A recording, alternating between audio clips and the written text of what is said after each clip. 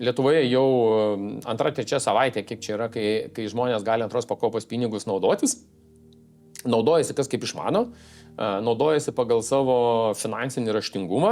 Kiekvienas pilietis, kuris parašė prašymą nutraukti antrą pakopą, jisai turi teisę savo pinigus naudotis, kaip jam patogu.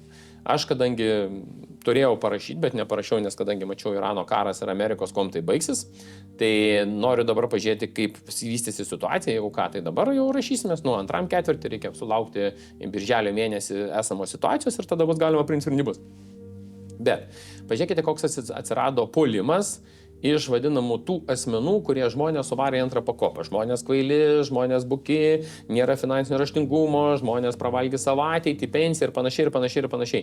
Tu negali žmogaus smerkti, jeigu žmogus nori pasinaudoti tais pinigais. Nori būtą susiremontuoti, nori ten skalbimo mašiną pasikeisti, ten, nežinau, kažką tai tokio. Bet aš kai ir sakiau ne vienam savo interviu, kad antros pakopos pinigai turi būti tinkamai efektyviai panaudoti.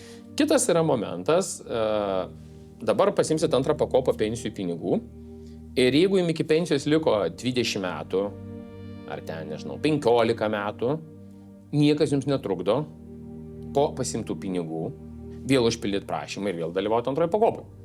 Ir čia pažaisti gudrumu, nes įstatymas leidžia šitą dalyką. Tai jūs dabar įsimsit pinigus, susiremontuojat, susitvarkot, kas jums reikia, ir jeigu ten 10 metų tam name suremontuotam jūs galit gyventi arba 15, suėjus į pensijų, jūs sėkmingai gausite tenais 30, 50 ar 70 eurų prie pensijų. Kas mano galva yra blogai ir ko kolegos mano nesutiko, ir aš siūliau, kad Lietuva turėjome mes nacionalizuoti arba delistinguoti Igničio veiklą arba akcijas ir tą, kur 25% Igničio akcijų buvo parduota arba privatizuota, jas išpirkti. Kelių fondų aš lygiai taip pat siūliau kelių fondą praplėsti, pritraukti žmonių investicijas ir čia dėlioti. Deja, valdžia apsisprendė, kad šito nereikia. Trečias variantas, ką aš siūliau, kad gal žmonės liktų antroji pakopai, jeigu antros pakopos pinigai būtų paveldimi.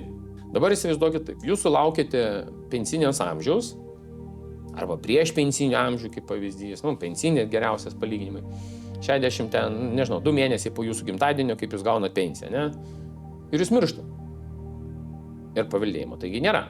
O jeigu būtų galimybė, kad šeimos nariai paveldytų šitą dalyką, tai aš manau, kad dar daugiau žmonių būtų šitame antros pakopos fondo dalyką. Dėl anuiteto, kur yra prezidento pasiūlymas, nežinau, nuomonės neturiu griežtos, reikėtų matyti už ir prieš paimti, pastudijuoti, padaryti. Bet šitoje istorijoje yra įdomiausias dalykas, kad konservatoriai šaiposi iš visų asmenų, kurie pasiėmė antros pakopos pensijų pinigus.